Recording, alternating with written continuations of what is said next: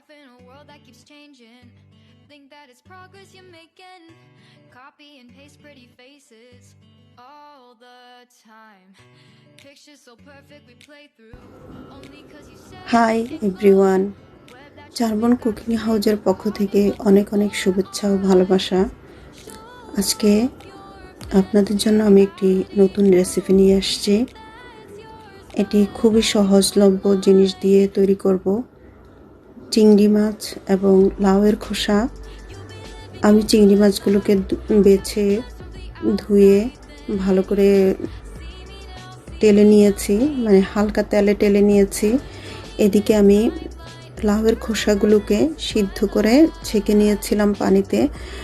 তো তারপর লাউয়ের খোসাগুলোকেও আমি একটু চুলার উপরে টেলে নিয়েছি পানিটা টেনে যাওয়ার জন্য। আর এদিকে ধনে পাতা আমি কুচি করে রেখেছি।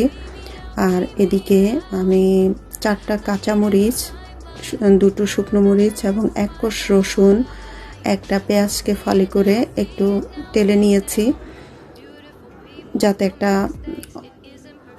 সুন্দর একটা ফ্লেভার আসে এজন্য। তো আপনারা যেভাবে খেতে পছন্দ করেন সেভাবে করবেন। আমি শুরুতেই পাটায় না বেটে আমি সবগুলো উপকরণ একে একে আমি ব্লেন্ড করে নিব। আপনাদের যাদের পাটায় পিষে খেতে ভালো লাগে তারা পাটায় পিষে খাবেন। আমার বাসা পাটা নেই, তাই আমি এভাবে করেছি। আমি এখন মরিচ, পেঁয়াজ, রসুন সবগুলোকে আলাদা করে ব্লেন্ড করে নিব।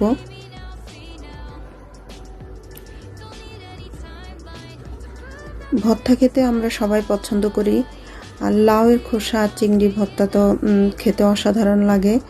আমি করে খেয়েছি, আমি বলছি আপনাদেরকে, আপনারা যারা এখনও খাননি এভাবে আপনারা করে খাবেন। এখানে চিংড়ি মাছটাকেও আমি ব্লেন্ড করে নিয়েছি। এরপর আমি যেহেতু এখানে সব উপকরণ ব্লেন্ড করে ফেলেছি, তো আমি বাদ দিয়ে আর কোনো উপকরণ এখানে অ্যাড করব না। শুধু তেলের উপরে আমি এটা ভেজে নিব। আমি ফ্রাই প্যান গরম হওয়ার পর তেল দিয়ে দিচ্ছি পরিমাণ মতো। এখন আমি সবগুলো উপকরণ একে একে এখানে দিয়ে দিব। যতক্ষণ পর্যন্ত না এটা ফ্রাই প্যানের গা ছেড়ে দিয়ে আসবে, উঠে আসবে, ততক্ষণ পর্যন্ত আমি এটা নাড়তে থাকবো।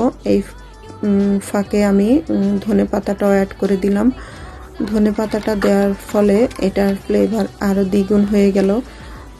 তো যেহেতু শুকনো মরিচও ছিল, কাঁচামরিচও ছিল, অনেক সুস্বাদু লেগেছে খেতে। চিংড়ি মাছের ভর্তা তো সবসময়ই ভালো লাগে। আর আমি আগে লবণ দিইনি, তাই পরিমাণ মতো লবণ দিয়ে দিলাম। তো আমি এটাকে ভালোভাবে নাড়তে থাকবো, ভালো করে নেড়ে চেড়ে যতক্ষণ পর্যন্ত না পানিটা শুকিয়ে আসবে। এটা ব্লেন্ড করার ফলে একটা পানি বের হয়ে আসছে, তো সেই পানিটা শুকানো পর্যন্ত আমি নাড়তে থাকবো। এই তো আমার এটা মোটামুটি খাওয়ার যোগ্য হয়ে গেছে। আমি এখন পাত্রে তুলে নিচ্ছি। তো আপনারা এইভাবে ভর্তা বানিয়ে খেতে পারেন। আশা করি আপনাদের ভর্তাটা ভালো লাগবে। রেসিপিটি খুবই হাতের নাগালে পাওয়া এবং সুস্বাদু। তো আপনারা ট্রাই করবেন আর আমার চ্যানেলটা সাবস্ক্রাইব করবেন। প্লিজ লাইক কমেন্ট করে সাবস্ক্রাইব করে পাশে থাকবেন, আর পাশে বেল আইকনটি প্রেস করে দিবেন, যাতে আমার সব ভিডিও আপনারা দেওয়ার সাথে সাথে নোটিফিকেশন পেয়ে যান এবং দেখতে পান। তো সবাই ভালো থাকবেন। আল্লাহ হাফিজ।